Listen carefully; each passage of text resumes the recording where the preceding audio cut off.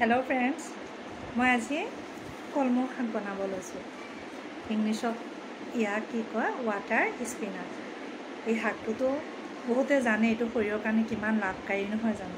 এই শাকত অকল ভিটামিন ডিটো এৰি পিনি সব ধৰণৰ ভিটামিন থাকে।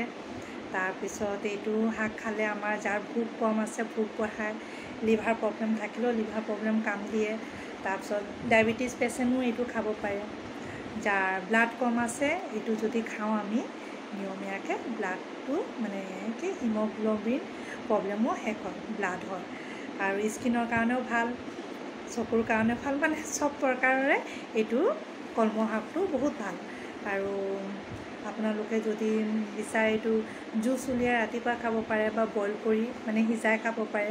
মই খালি এইটো অলপ তেল দি পিনি আলু দি ভাজিম, বেটিয়ে ভাজি খাব মানে ভাল পাব যে, সেইকাৰণে তেনেকৈ বনাম।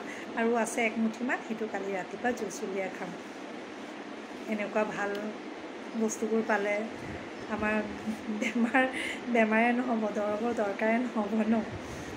বাৰু এই ভিডিঅ'টো আজি আপোনালোকক দিছোঁ, যদি আপোনালোকেও পাৰে এনেকুৱা কলমৌ শাক আনি খাব পাৰে।